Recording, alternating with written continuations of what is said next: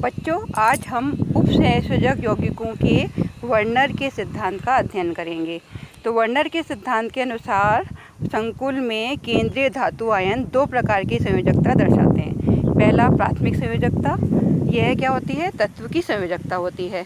किसी धातु की प्राथमिक संयोजकता वो होती है जो वो अपने सरल लवणों में दर्शाता है। जैसे SN4 में SN की प्राथमिक संयोजकता 4 होगी। COCl3 में कोबाल्ट की प्राथमिक संयोजकता 4 होगी। COCl3 में कोबाल्ट की 3 होगी और PTCl4 में प्लेटिनम की प्राथमिक संयोजकता 4 होगी। जिंक सल्फेट में जिंक की प्राथमिक संयोजकता 2 होगी और AgCl में Ag की प्राथमिक संयोजकता 1 होगी। तो प्राथमिक संयोजकता होती है वो धातु आयन की संकुल में ऑक्सीकरण अवस्था को बतलाता है। तो इसमें एग्जाम्पल दे रखा है।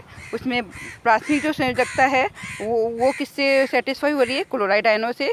और द्वितीयक संयोजकता है वो अमीन से। ये कोबाल्ट में जितने भी उपसंयोजक बन रहे हैं लिगेंड से, वो क्या हो रही है? द्वितीयक संयोजकता। तो द्वितीयक संयोजकता क्या होती है?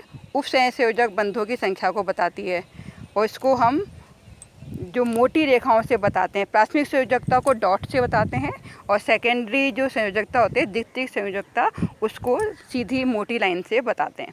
तो ये जो होती है द्वितीयक संयोजकता, ये लिगेंड की संख्या बताती है कि कितने लिगेंड की संख्या है। तो लिगेंडों की संख्या को कोष्ठक के अंदर लिखा जाता है, जो कि समन्वय मंडल या कोऑर्डिनेटर स्फीयर का निर्माण करते हैं। उसके बाद में संकुल में प्रत्येक धातु आयन के लिए उपसंयोजक संख्या का मान नियत रहता है। प्रत्येक केंद्रीय धातु आयन अपनी दोनों प्रकार की संयोजकताओं को संतुष्ट करने हेतु प्रयुक्त हो जाते हैं। जैसे उदाहरण दे रखा है कोबाल्ट का। कोबाल्ट अमीन है, टेट्रामीन है और इसमें दो क्लोराइड आयन जो हैं वो कोष्ठक के अंदर हैं, जो कि द्वितीयक संयोजकता को सेटिस्फाई करते हैं, जबकि एक क्लोराइड आयन है वो कोष्ठक के बाहर है, जो कि प्राथमिक संयोजकताओं को दर्शाता है।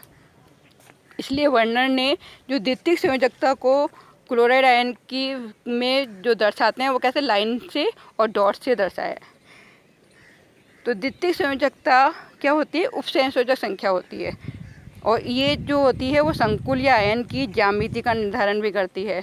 प्रत्येक उपसंयोजक संख्या हेतु ज्यामिति निश्चित होती है। जैसे यदि उपसंयोजक संख्या 2 है तो ज्यामिति रेखीय होगी। अगर उपसंयोजक संख्या 4 है तो चतुष्फलकीय या वर्गाकार होगी। 6 है तो अष्टफलकीय ज्यामिति होगी। तो ये कहा जा सकता है कि द्वितीयक संयोजकताएं दिशात्मक होती हैं और जबकि प्राथमिक संयोजकताएं अदिशात्मक होती हैं। और संकुल की ज्यामिति निर्धारण में जो प्राथमिक संयोजकता है उनका कोई योगदान नहीं होता। संकुल आयन के निरूपण के समय केंद्रीय धातु आयन में द्वितीयक संयोजकता को बड़े कोष्ठक में रखा जाता है और ये दोनों मिलकर संकुल आयन को निरूपित करती हैं। अब इनमें एग्जाम्पल दे रखे हैं कि जो कोष्ठक के अंदर है वो प्राथमिक संयोजकताएं, कोष्ठक के बाहर हैं वो द्वितीयक संयोजकताएं। और संकुल कभी भी अपने निर्माता केंद्रीय धातु आयन व लिगेंडों के कोई भी गुण नहीं दर्शाता है।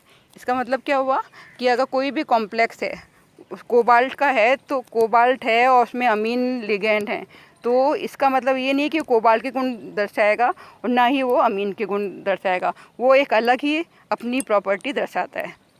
संकुल कभी भी अपने लिगेंडों के कोई भी गुण नहीं दर्शाता, ही हो गया। उसके बाद में द्वितीयक संयोजकता दिशात्मक होने के कारण समवायता प्रदर्शित कर सकती है और एक से अधिक प्रकार के लिगेंड रखने वाले संकुल मिश्रित संकुल कहलाते हैं। अब ये इसमें कोबाल्ट के विभिन्न गुण बता रखे हैं इसमें। कोबाल्ट में उपस्थित आयनों की संख्या कितनी है, अवक्षेपित क्लोराइड आयनों की संख्या कितनी है, और ये किसके बेस पे होगी कि इसमें कितने प्राथमिक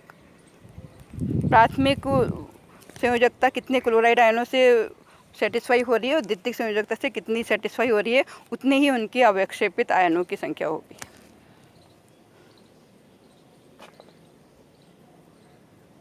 इनके स्ट्रक्चर बता रखे हैं कोबाल्ट के